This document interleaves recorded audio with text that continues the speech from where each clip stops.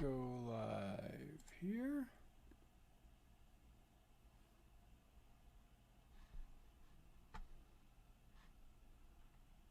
All right. Let's just get everything ready to go. And while I'm getting everything ready to go, we'll go ahead and play the intro. When a government can confiscate the earnings of the people with no restraint or no limit whatsoever on the amount that government takes, then government has become the master. Didn't you say that all services were worth at least $5.15, and here there is a service that's being rendered to you personally, which you are not compensating at all? I said to you earlier, unless someone decides that they want to volunteer. During the election, all this enthusiasm for Bernie Sanders was taking place while people in Venezuela, under a socialist government, were starving. They were breaking into grocery stores to get desperate to get food. Regulations. Some regulations. Regulation.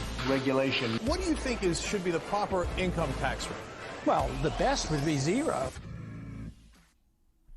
Welcome back to another episode of Law and Profits here on the Fight Laugh Feast Network. I'm King Ginger, and we are live tonight. I thought it would be fun, obviously, because I asked people, hey, what should I talk about? And all I got was coronavirus. Everybody wants to talk about the coronavirus. My phone is blowing up right now. What is it? I don't know. So, here we are. We're going to talk about the coronavirus. I thought it'd be fun, actually, before I started doing this. I was actually watching Fox News. I think it was Fox. I guess it's Lou Dobbs or whatever. And everybody's talking about the coronavirus. So I thought it would be a good time, as they say, to let's see what the news networks are talking about.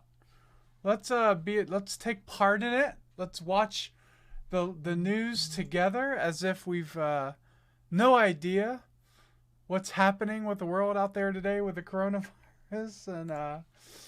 And so I thought that would be, and what could be more fun than, we'll try to do this without getting, of course, copyright struck, of course, because we know that happens all the time. But I thought we should just watch what's live. Looks like Lawrence O'Donnell is on right now. And, yes.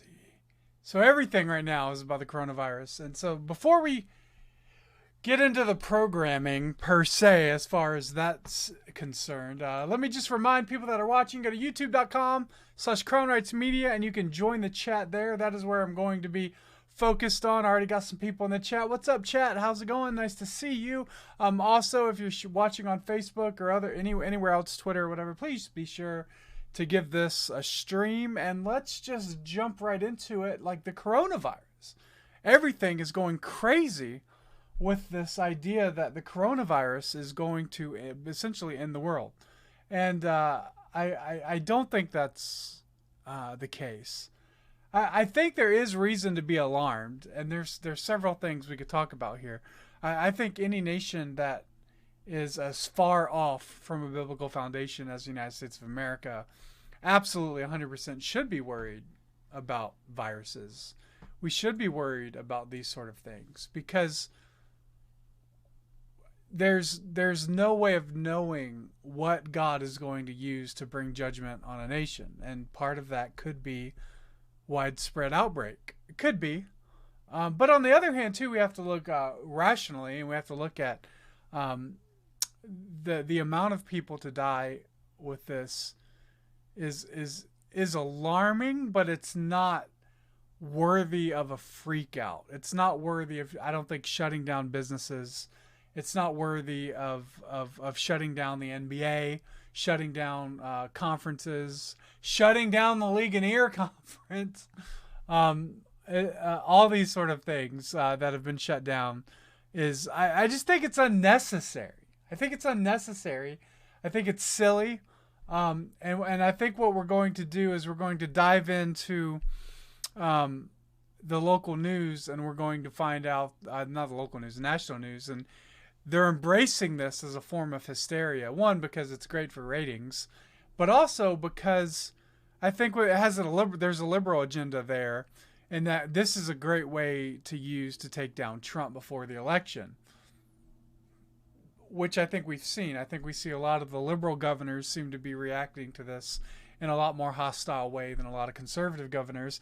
I think the shutting down of businesses and shutting down churches, it's pretty nerve-wracking for sure.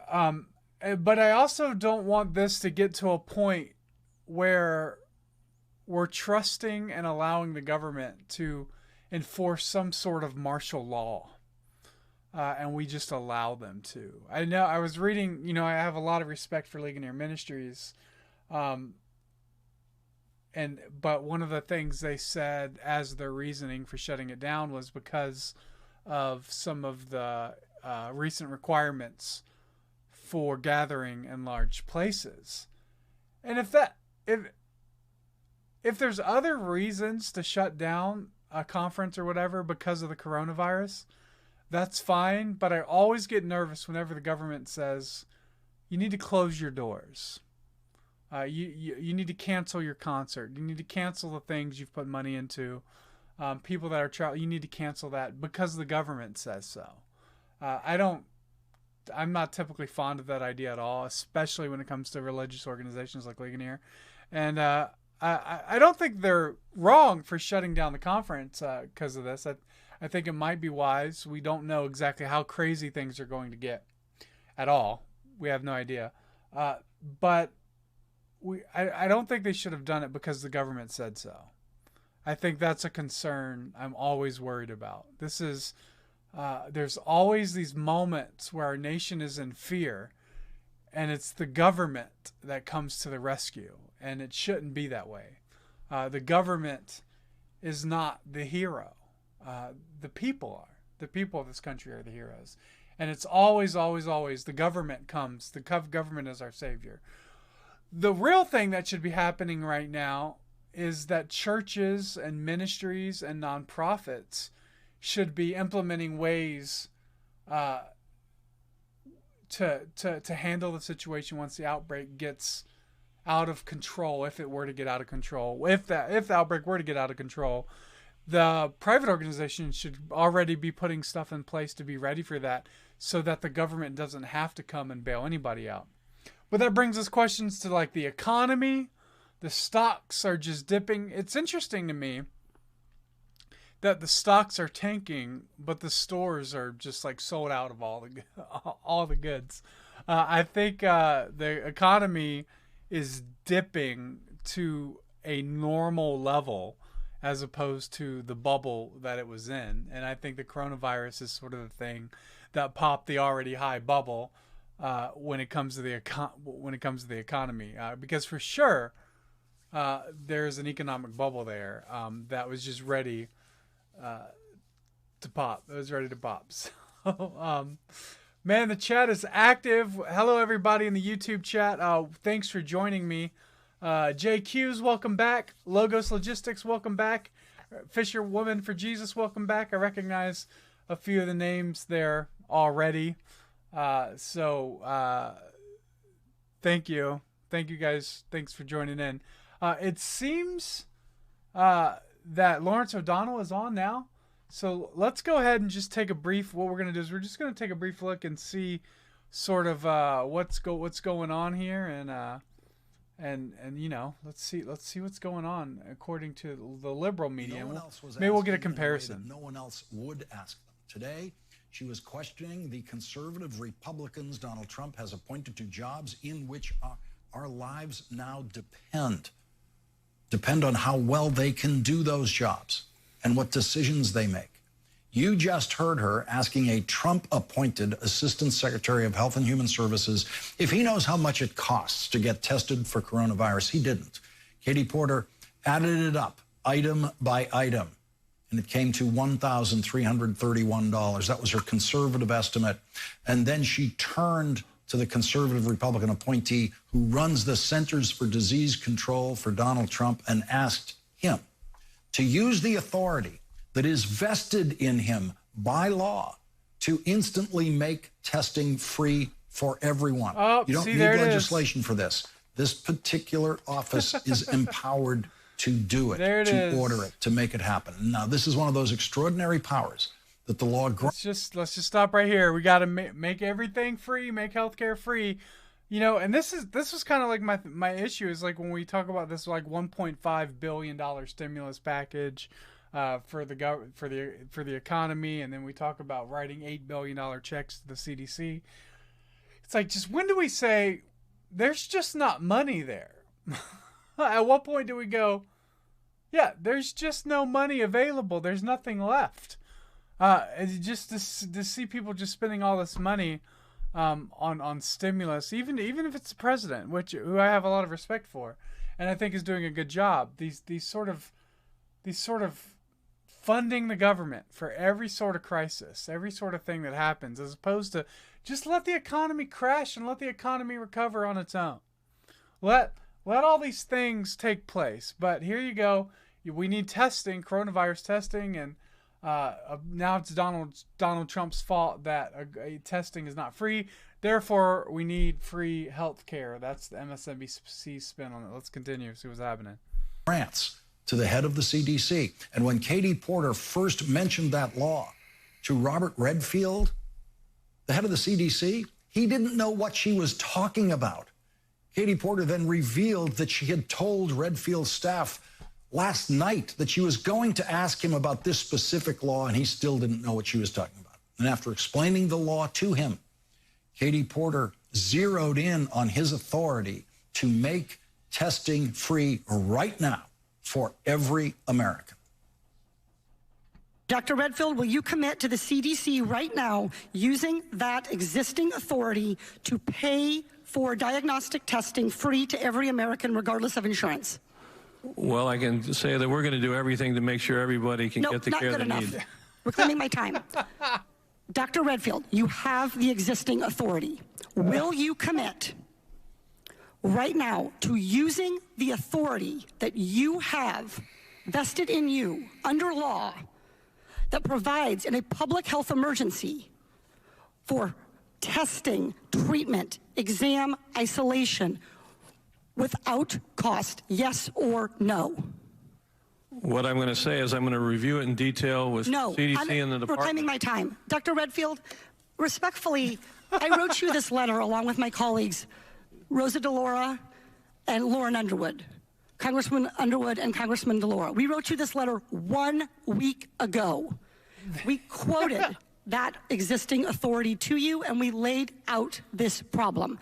We asked for a response yesterday. The deadline and the time for delay has passed. Will you commit to invoking your existing authority under 42 CFR 71.30 to provide for coronavirus testing for every American regardless of insurance coverage? What I was trying to say is that CDC is working with HHS now to see how we operationalize that. Dr. Redfield, I hope that answer weighs heavily on you. I just think that's funny. And again, we're watching this news live, so I don't know what's going to come up. But that's great display. They're using a real virus where people are dying. They're using this virus as a way to implement a need for national health care. We have to have government health care because there's a spread of this virus. And this is...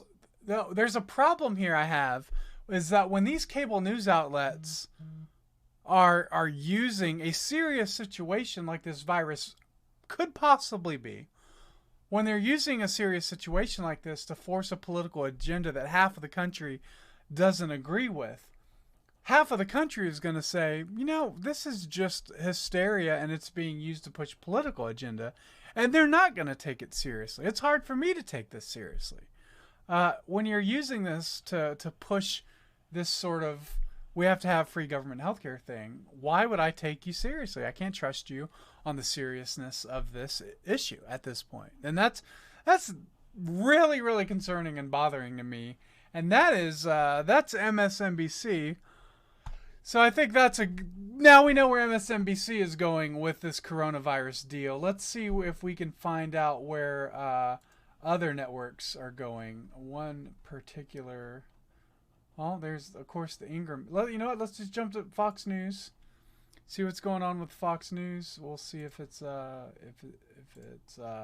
mass hysteria or all about how great a job Trump is doing.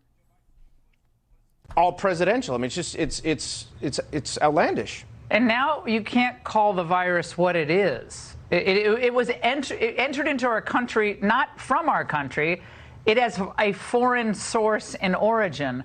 But to say that you are a racist, that's, Molly, also where we've gone here in this conversation. And it's so crazy because for many weeks, many people in the media were calling it the Wuhan virus. Oh, we played that or the montage, Chinese embarrassing. coronavirus. The moment President Trump calls it that, then they say that's racist. And when you notice it, they're not even caring about how that hurts their credibility and how this is just really making it seem like it's not very serious. If you're wasting time talking about that, it makes it seem like maybe it's not as much of a threat as you want people to think it is. And meanwhile, Tom, they continue to prop up Biden, and this is what the party's going to.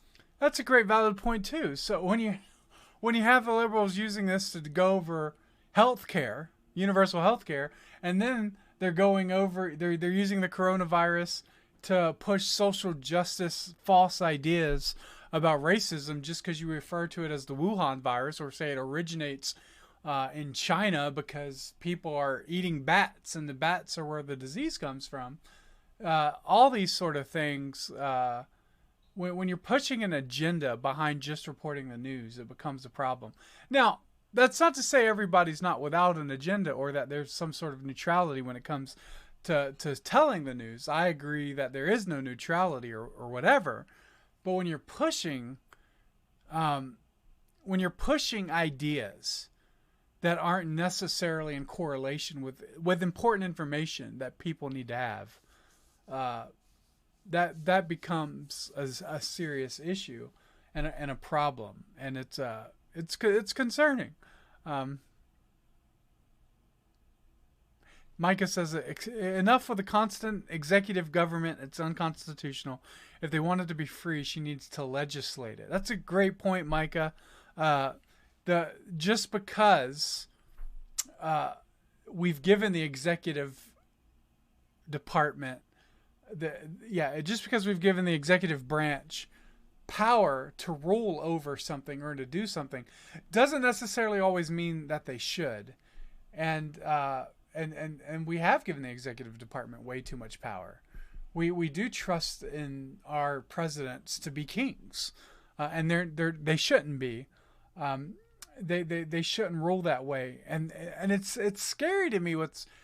I feel like we're going to get more over the next coming weeks as more people in America become infected with the flu, which is essentially what it is at this moment. It's a flu with it's very highly contagious flu. I think that's really what it is. I'd be interested to see, maybe somebody can pull up the stats, but I'd be interested in seeing the stats for like the regular flu versus how contagious the flu is.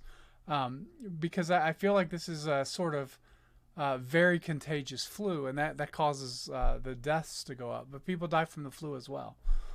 So that it'd be interesting to see those numbers per se. But again, when we try to politicize these things, and look, let's just be honest, Laura Ingraham and Fox News, they're politicizing it in the opposite direction. They're using the politicization to politicize the coronavirus in their own way. It's just how it works. But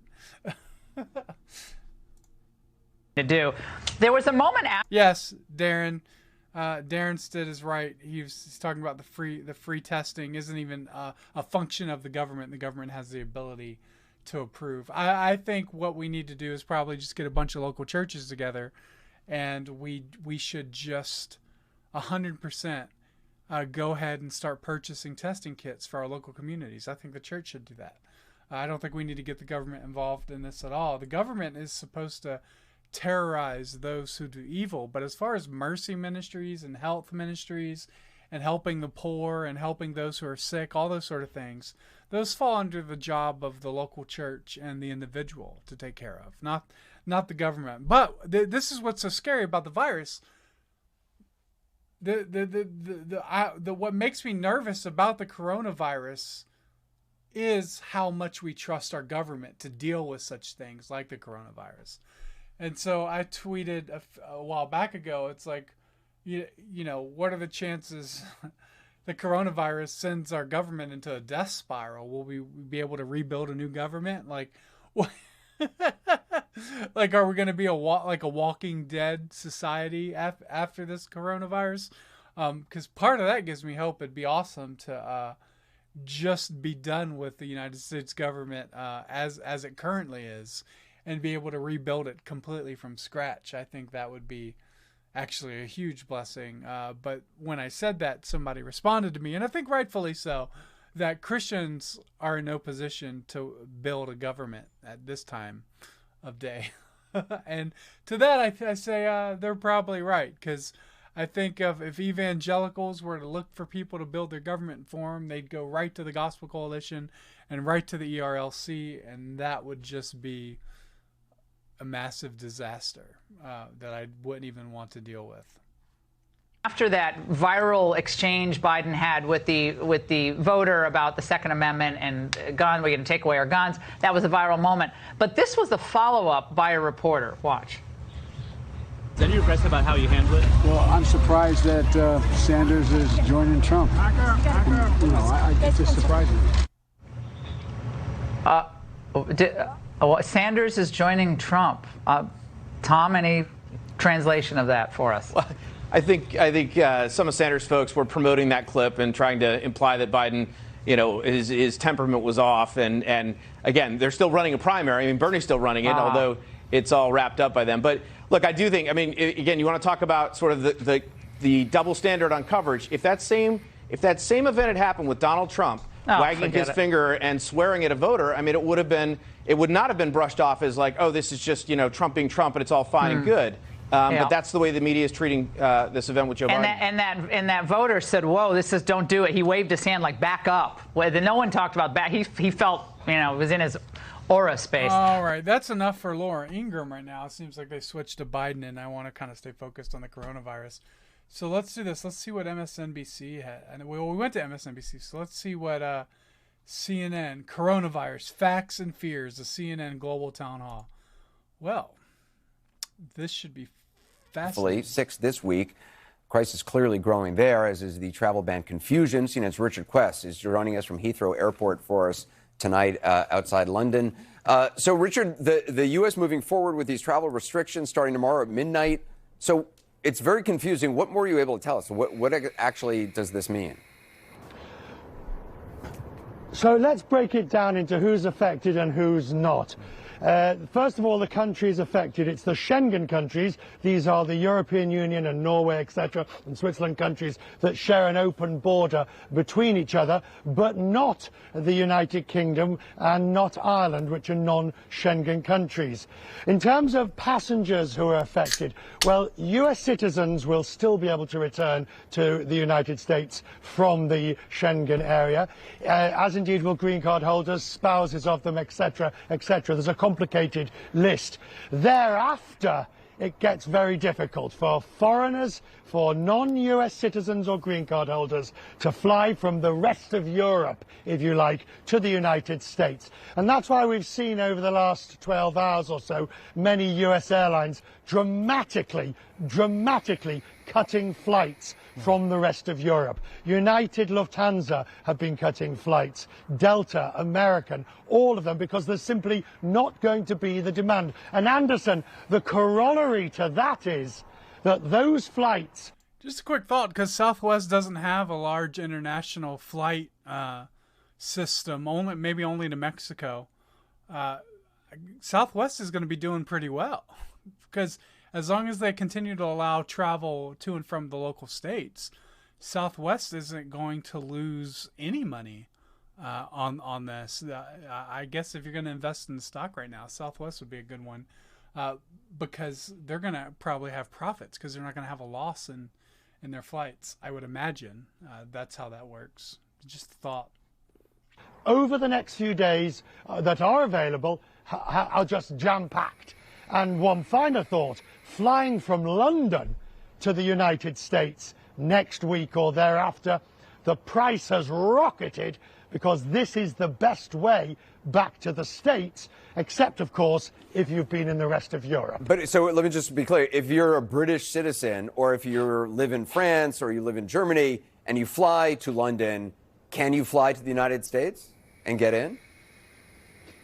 No, well, no, no, you can't. You cannot use London as a back door because the promulgation of the regulation says if you have been in the Schengen countries. So somebody who thinks a nifty little wheeze, I'll get the Eurostar from Paris to London and I'll hip on a plane back to the States, is going to be met at the other side. Well, first of all, they will be screened here. Have you been? Now, we don't know exactly what information sharing there is, but you will risk making an error, telling a false statement to immigration, and as you know, that has serious consequences and ramifications. One final point, or one other point is, from the rest of Europe, those aircraft will be going to special designated airports that have been handling, for example, China. They're all the usual suspects: Kennedy, Newark, Chicago, Dallas, Los Angeles, San Francisco. So there won't be the same capacity across the Atlantic.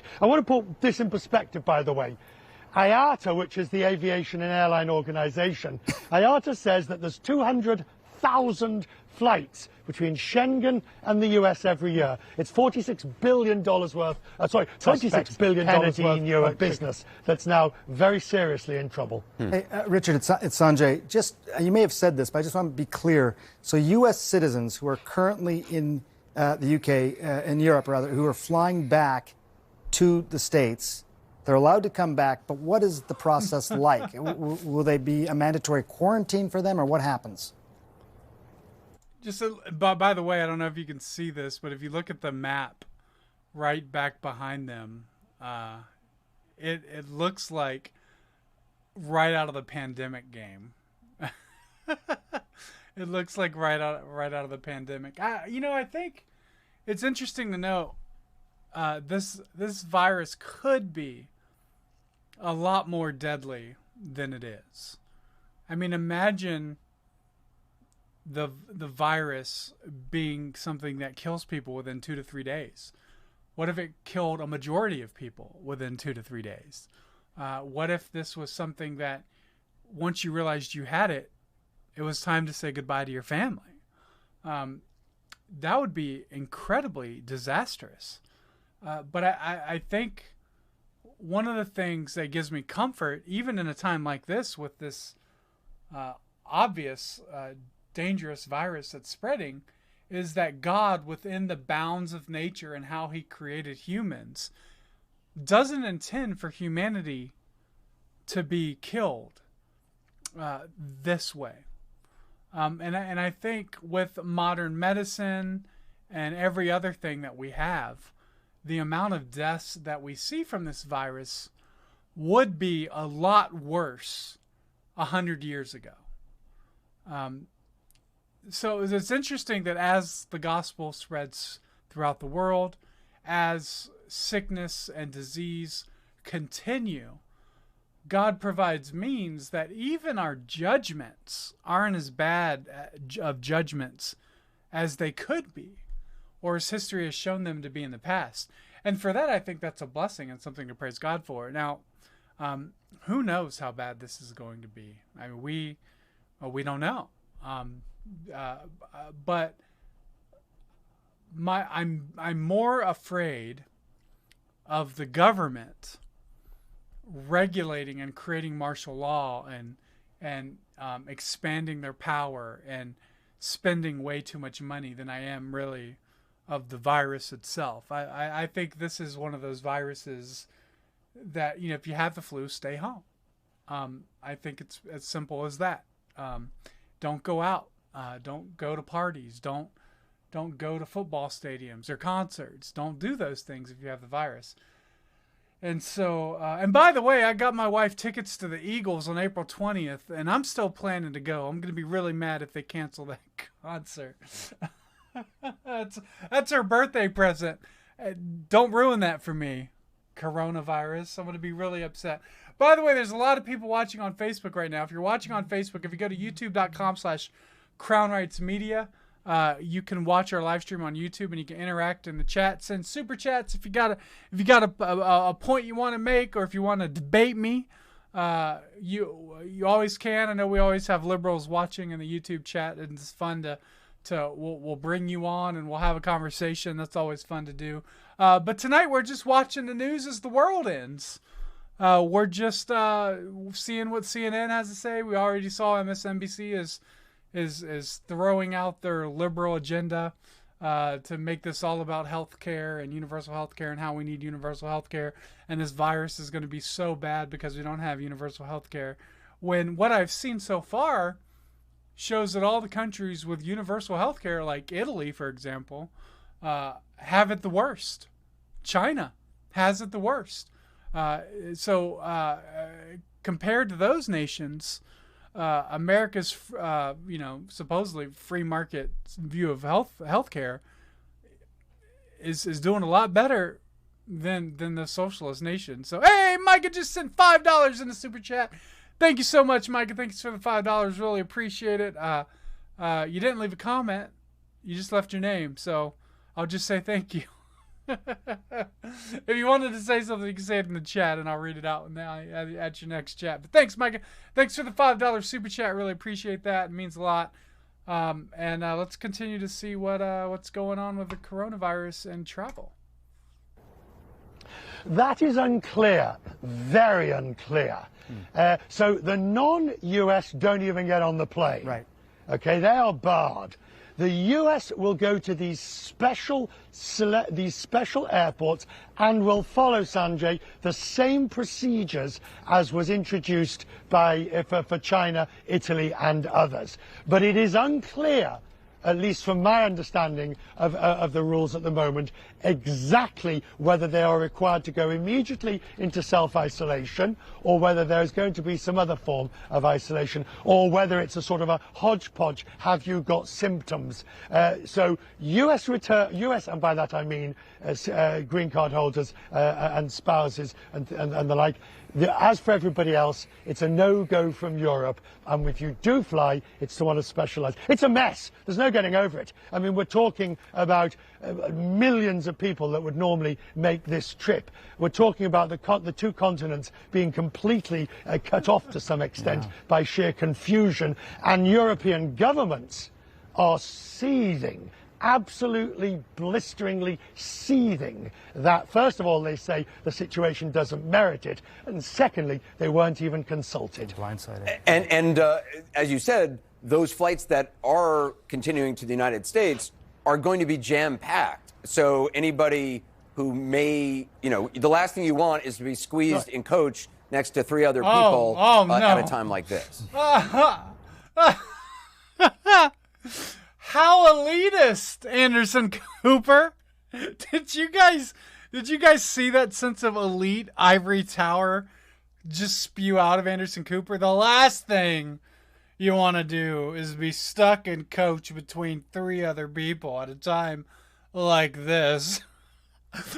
I fly coach stuck between other people all the time. Wow. That is, man, there is some privilege there that is beyond anything I've heard from a white male in a long time. For a gay man, that is quite the privilege. The last thing you want to do is to be stuck in coach. He probably could have stopped there, and then he was like, during a time like this. Oh man. What if I'm stuck in first class between two people? Not three, two people, or one person at a time. I'm still on the same plane, Anderson. It doesn't matter if I'm in coach or in first class, I'm still on the same plane. My goodness, what an elite snob. There's no question. If you look, it comes in tonight. You've got 12 hours, 24 hours, whatever. The planes start flying here it's 3 o'clock in the morning here. The planes start flying in about 3 hours. Same in Europe, on the continent, as we say. They will be packed as of midnight on Friday. The curtain comes down. The number of flights will be cut. And if you really want to see the economic... I just want to take a moment and see how much a flight from Heathrow to New York City. Let's just get to the States, right? So Heathrow to NYC, and let's say we want to do it. That doesn't look that bad. Let's just say we want to do it Wednesday, and we just want a one-way. It doesn't matter. Round trip. United 2,500. But it looks like you can still get them for pretty cheap, $339 from London to. That's not that bad. That's not that bad. I mean, how much is a plane ticket normally? $300? I can go from London Heathrow to LaGuardia for $300. I feel like that's a great deal, honestly. I don't know. Maybe some people in the chat, you've flown to New York City before from London, or from London to New York City. Maybe you could see if that's a good deal. But I feel like $300. I don't even think I could get to New York for $300, to be honest with you. Let's see from London to PHX. Let's see what happens if we just do that. Yeah. Oh, there we go. 2,300. Still $500. That's a non-stop too. Round trip $500 to London from Phoenix, or from Phoenix from London. Yeah, from London to Phoenix. Oh, is that a good deal? I think that's a great deal, round trip. So, yeah, I'm down. I'll go. Man, I'll take that. Again. So that's interesting because they're talking about the paranoia of this. That doesn't seem like that big of a deal to me at all in terms of pricing for a ticket. But, you know, this is what they call it. They're calling their show Facts and Fears. Norwegian, which is a low-cost carrier you'll be well familiar with in the United States as well, is slashing 40% of its routes, and says it will lay off, or could lay off, up to 50% of its staff. So the airline industry is on its knees as a result of all of this. Wow. I'm still trying to figure out what a nifty little wheeze is, but that's for another time, Richard. Richard Quest, thank you very much. The next town hall, we'll have a whole town hall about Richard's expressions. Now, South Korea, where we've seen massive testing in the face of the outbreak and what could be a measure of success in flattening the curve, but it's been a difficult several weeks, to say the least. More than 7. Now, 8,000 confirmed cases and only 66 deaths. I don't know if you guys could see that on my screen, because I think I still have some weird... see if I can... There we go. Well, anyways, it says 8,000 cases and 66 deaths. I don't think that margin is too bad. I mean, it's awful because it's happening all over the world, but I feel like 66 out of 8,000 is not as. I mean, it's not. When I say it's not as bad, it's not as bad as things could be. I mean, imagine if this thing was like a 50% death rate, or even a 10% death rate. And so a 10% death rate would be what, 800 deaths. So we're not even at 10%. 5% of 8,000 would be what, 400. So we're not even at 5% death rate. So it's very low death rate. I think, in terms of, you know, if this were a judgment from God, it's a pretty low risk one. As of right now. 1,500 cases, 13 deaths 2 weeks ago. Week ago, that rose to 5,700 cases, 35 deaths. This week, nearly 7,900 cases, 66 people died. Joining us now from Seoul, CNN's Paula Hancock. Paula, South Korea has been dealing with one of the largest outbreaks so far. What measures are in place right now? What is daily life like for people? Well, Anderson, testing really has been key here in South Korea. Since this started, there's been almost 250,000 people in this country that have been tested. And that's far more than most other countries around the world. And what they are starting to see is that over the last week, the number of new cases every day has been decreasing. They still have new cases, but it does appear, at least at this point, to be some kind of a slowdown. I spoke to the health minister earlier this week, and he said that he was hoping that we have seen the peak. And I also asked him, because South Korea has been dealing with this for months now, what was the advice to give to the US, to give to Europe, to those countries who are now starting to have to grapple with this? And he said, testing, early detection is absolutely vital when it comes to trying to stem the spread of this virus, to trying to calm down some regional outbreaks and clusters, which South Korea has had an issue with. And he said also it's important to try and allocate the medical resources correctly. Not everybody needs hospitalization. In fact, in South Korea, only 10% of those who tested positive actually stayed in hospital at all. So he said that was key as well. But he kept coming back to the fact that you need that early detection and you need more testing. I think South Korea, Paula, has been sort of held up as a model as far as testing goes. But I'm curious, what have been some of the other challenges to the response? Well, certainly one of the issues that South Korea has is the clusters that have come really... South Korea is a model for testing. Does South Korea have a... Do they have government health care? Just curious. Healthcare inside the insurance system is funded by contributions, government subsidies, and tobacco surcharges. National Health Insurance Corporation. I don't have time to get into that. I was just curious. Maybe somebody knows. Seemingly from nowhere in the southeast of the country, there was a massive cluster linked to one particular religious group.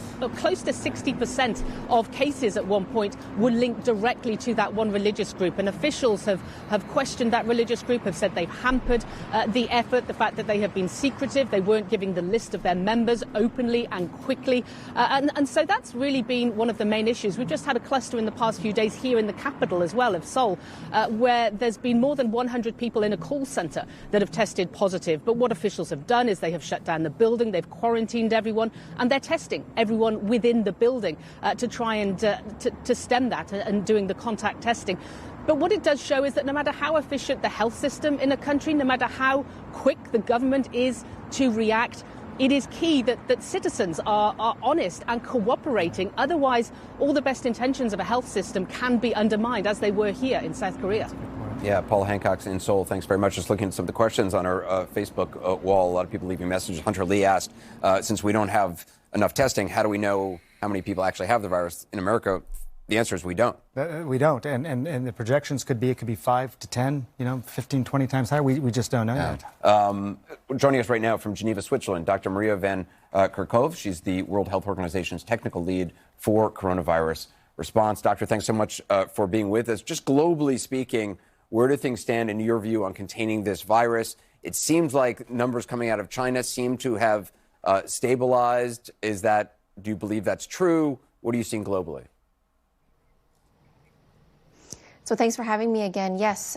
So what we're seeing globally is, in general, we're seeing a decrease in cases across Asia.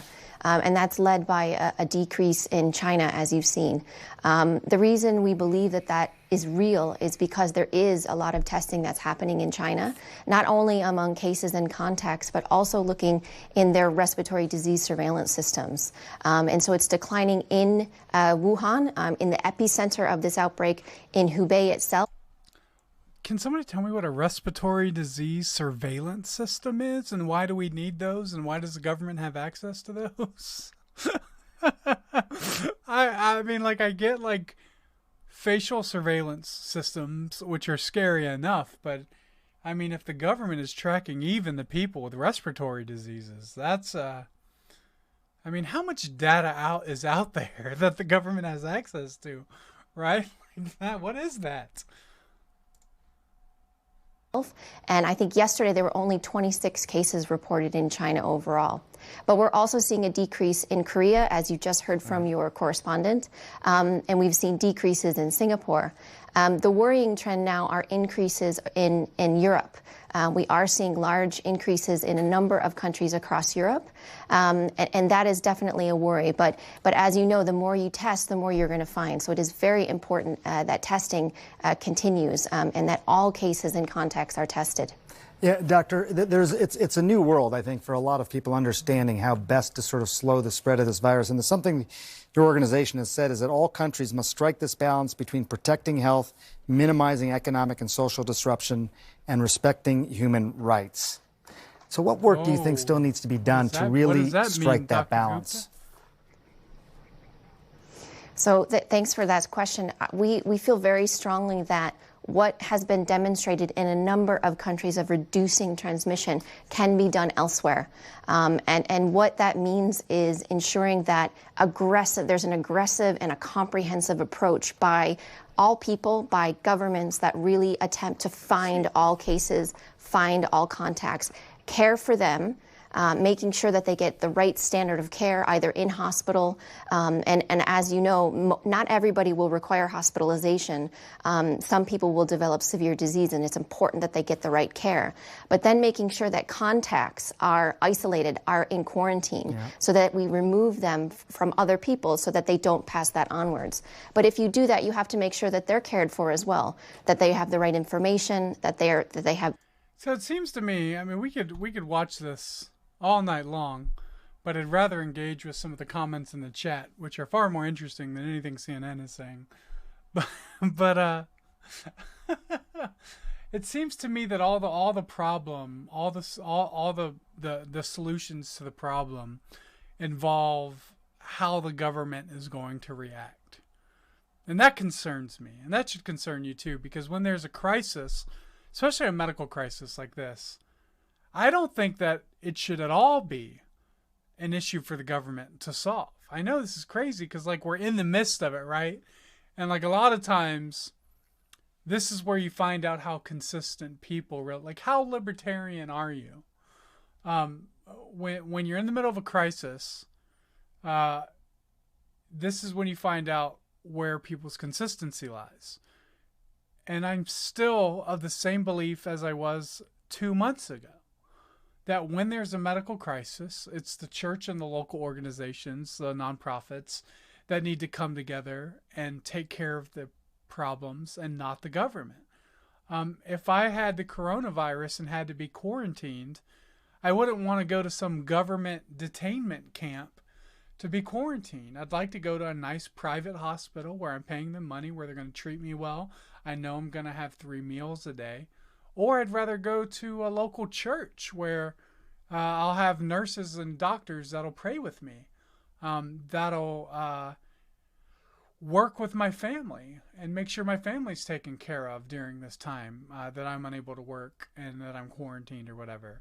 So I still don't see a situation where the government restricting immigration and travel, I think they do have the right to be able to do that, to foreigners for sure.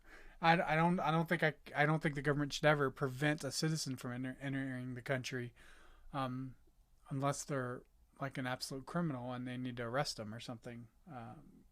But as far as everyday citizens entering the country, I don't think the government should ever be allowed to block citizens from entering the country.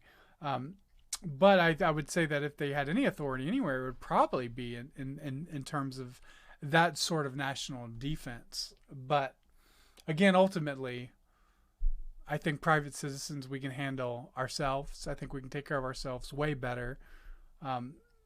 The solution would be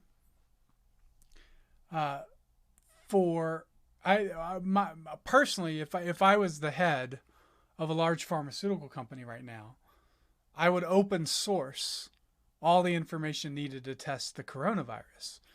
That would be the strategy that I would have. And then I would use the respect and dignity that comes with my company doing that, to gain further credibility and other things that I do, and gain sort of like a customer loyalty to my brand for doing that in that instance.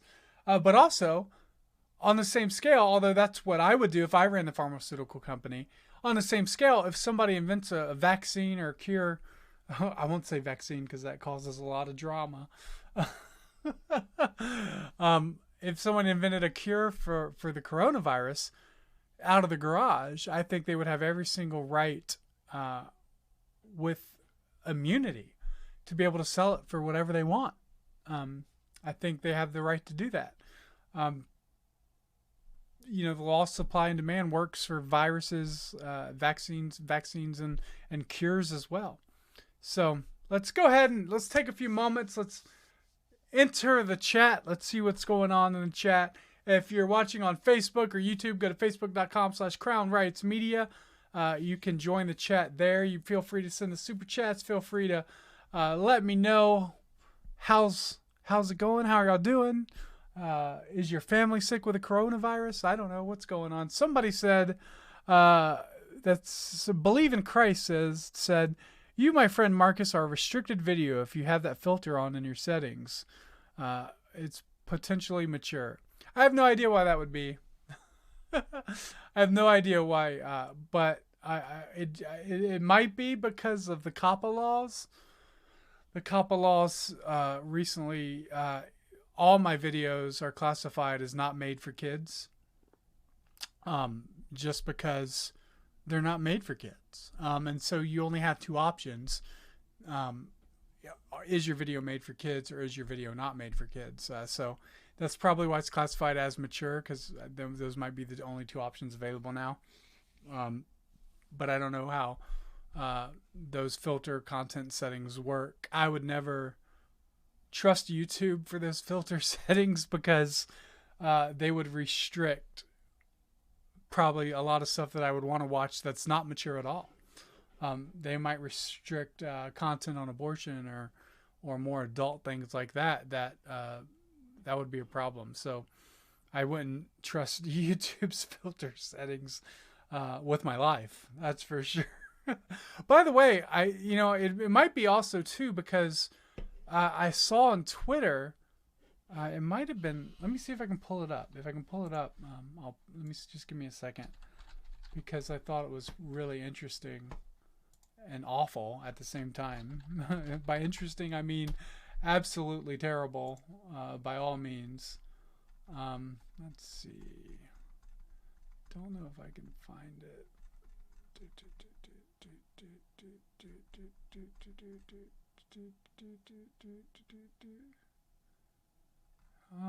Doesn't seem like it wasn't on that account. But anyway, so I'm not boring you. Essentially, it was YouTube chose, maybe it was Keemstar that posted it. YouTube chose to demonetize the coronavirus.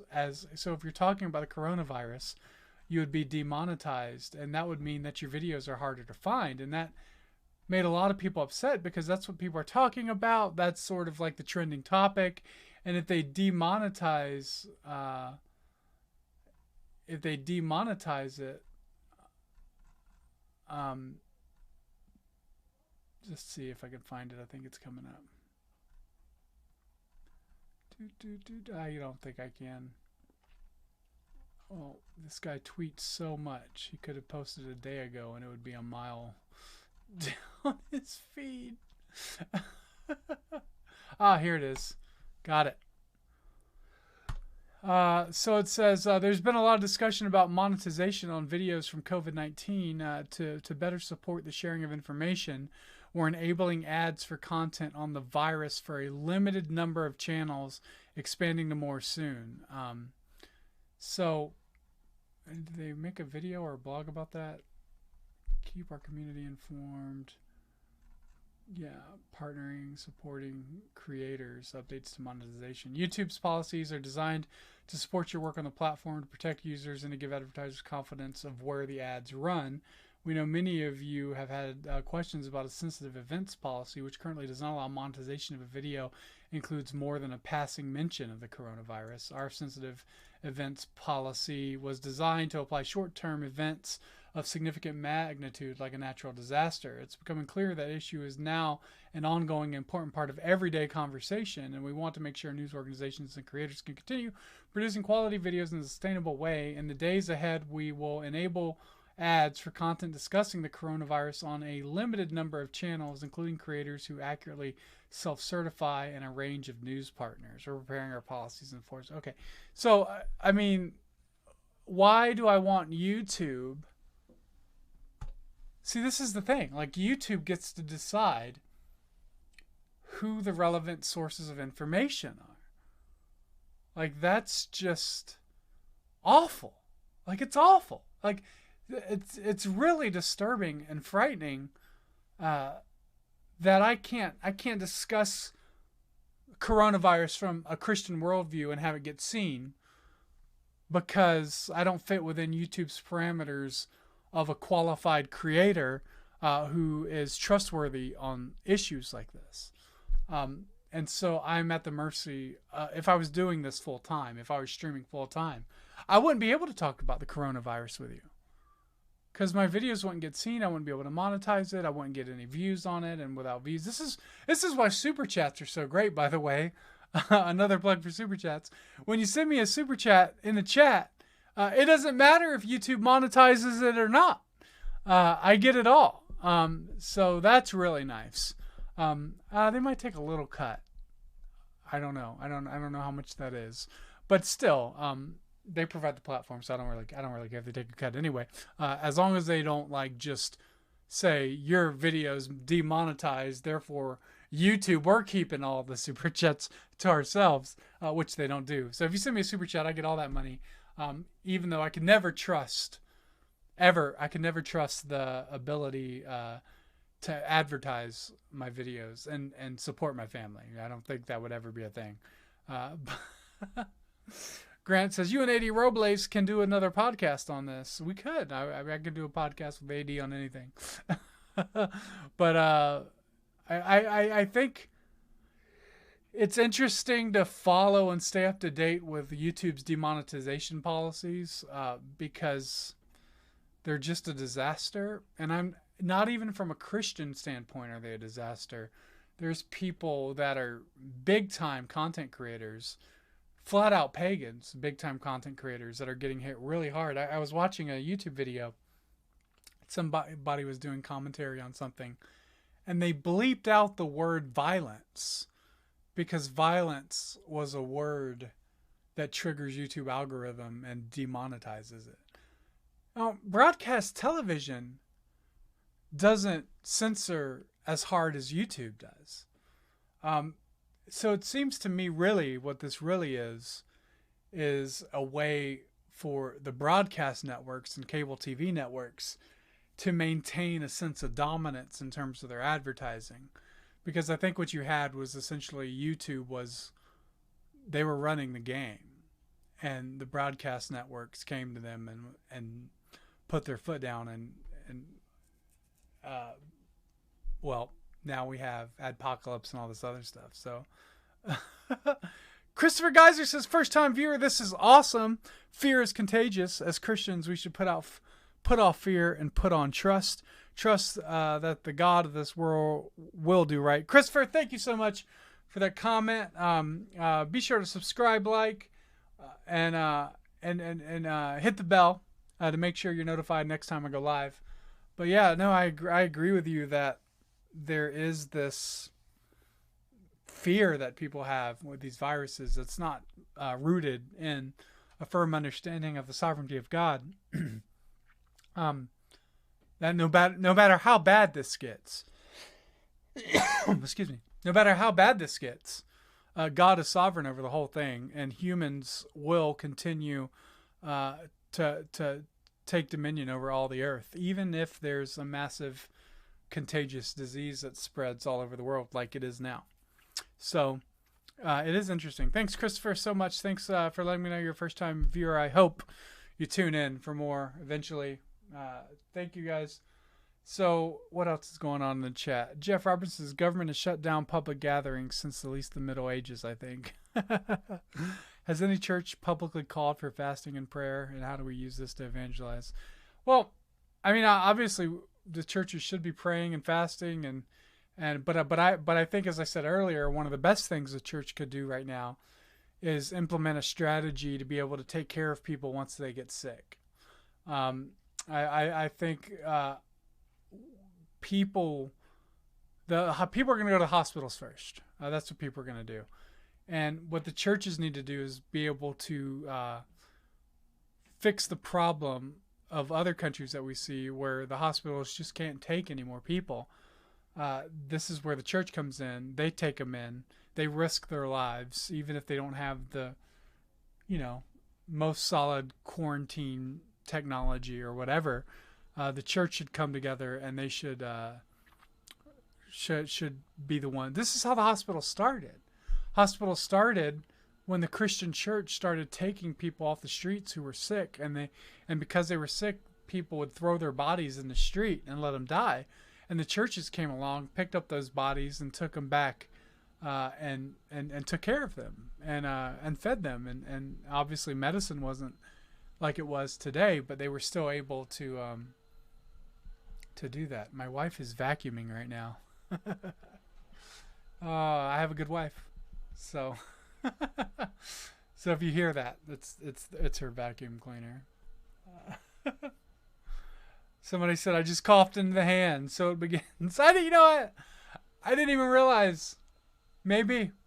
Honestly, I'm flying to Montana tomorrow, so I have to stop in Seattle, which is a hot spot. I have to stop in Seattle on the way there and on the way back. And they haven't canceled the flight, so I think we're going. We got a longer layover in Seattle than I would like, but hopefully we'll be okay. I'm not too worried about it. I'm young and fit, right? That's what they say. It's only the older people we got to worry about. Do they ever say what age the older people is? I was wondering about that.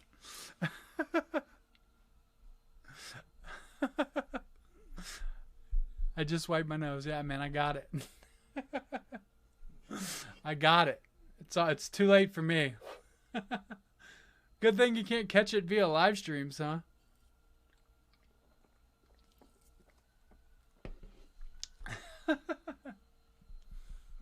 So, man, guys. Well, this has been a lot of fun. What I'll do is the same way I end all my chats. I'm going to post a link to the Discord.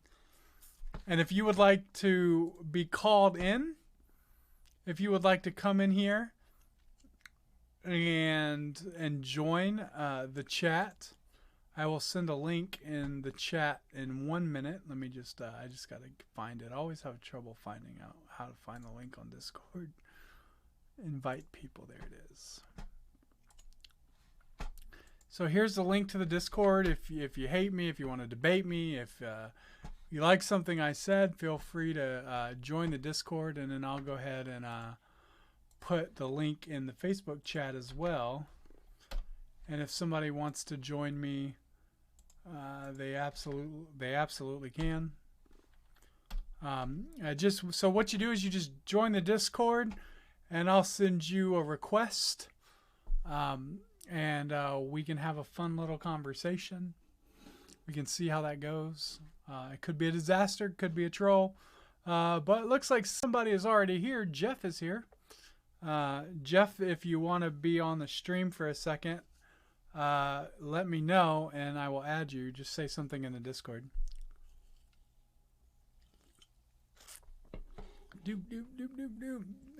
But yeah, so Corey Bryce says he came on because of John Speed. Thanks for the content, brother. Well, thank you, John Speed. Thanks for sharing. See what happens when you share? People find out. And Corey, be sure to like and subscribe and hit the bell so you're notified every time I go live. So, God-Centered 08 says, people are truly treating this as if it's the end of the world. As Christians, we all know that we will die some way or another, but our true home is found in the presence of our Lord and God. That is absolutely true. Jeff, I know you entered the Discord. I didn't know if you wanted to come on, but you haven't said anything. So if you do, just type in the Discord, I want to come on, or something along those lines. If not, we will go to somebody else who joins the Discord. If you hate me or want to debate me, whatever, just join the chat, and we'll have a conversation. Even if you don't hate me, even if you don't want to debate me, if you just want to come on, and how do you feel about the coronavirus? If you just want to voice chat with me, just let me know. You know, what I need one day is a producer who's lining up the phone calls. And then we could just do a whole show of just taking phone calls from people.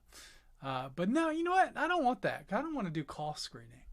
I sort of like the excitement of not knowing what you're going to get when you answer that phone call. So, and I imagine that'll be way more fun once more and more people start watching. So, oh, Jasmine, good night, everybody watching from New York. Hey, Jasmine, have a great night. Okay, Jeff says he doesn't want to come on. He just sent into the chat. So since it seems like nobody's going to enter the Discord, Darren says he wants to debate me about baptism. Oh man, I mean, if you want to come on, I'll give you 5 minutes. Or we can do it in person in Indiana in a few weeks, unless you guys are you guys going to cancel the abolition conference in Indiana, Darren, because of the coronavirus? That's a good question. Let me know. If you want me to, should I just like live stream my talk? So that's right. I'm going to Indiana for the Abolish Abortion Indiana conference, and I'll be speaking on social media. And if you watch my live streams, you'll probably know a lot about what I'm going to talk about. But if you don't, it might be new for you. So if you go to that, you can go to that conference. Somebody says we can save it for Indiana. All right. He says we're still planning on having it. That means I got to fly. So that means you got to get on the airplane. Okay. All right, Darren. Sweet. But it's time to get to work on those talks then.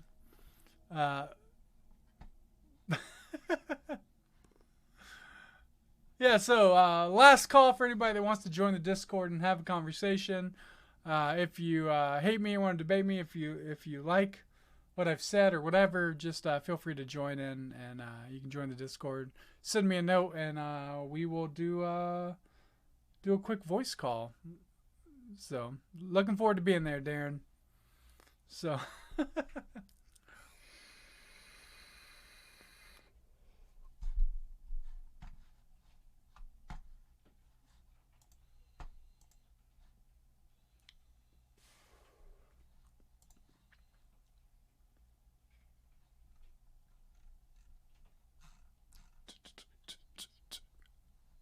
Okay.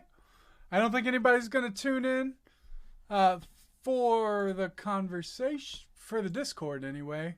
Doesn't look like anybody's going to come. Shout out to Micah for the $5 super chat. Really appreciate that super chat. Means a lot. Just to be able to come on here and do that is awesome. And again, of course, I don't expect to ever get ad revenue on any of my videos. So the super chats keep me alive, man. Those are the best. I really appreciate everyone. I'm shocked every time I get one. But oh, Jeff says I probably would need to shave that beard to get a tight fit with a mask. I'm gonna die then. Maybe we'll have a bunch of men that just have like they just shave a little line right where the mask is. So yeah, hopefully I do not have to shave my beard, man. That would be really, really sad. That would be really bad. But all right, I think I'm going to call it a night. Thank you guys so much for watching. If you're watching in the YouTube chat, please be sure to subscribe, like, and hit that bell so you'll be notified the next time I go live. I really enjoyed having you guys on the show today. We talk about the news. I'm trying to find ways that we can keep the same format that we're doing for the debates. and the political season, but we'll still be able to take that format once the political season is over. And the idea of just going through and seeing what people are saying seeing what the news channels are saying about certain subjects seems like something I want to do. And God-Centered 08 says, thank you for always giving some solid, sane biblical commentary on what is going on in our nation. Thanks for being a light and encouraging us to think biblically on the insanity of things going on. Well, thank you, God-Centered 08. I really appreciate that. It means a lot. And again, thank you guys. Thanks to everybody who's been watching. Thank you for tuning in. And I hope you guys have a great day and stay safe from the coronavirus. And I really do hope and pray that none of you get that. I really do. So again, everybody's in my thoughts and prayers, and hopefully your church doesn't get canceled. And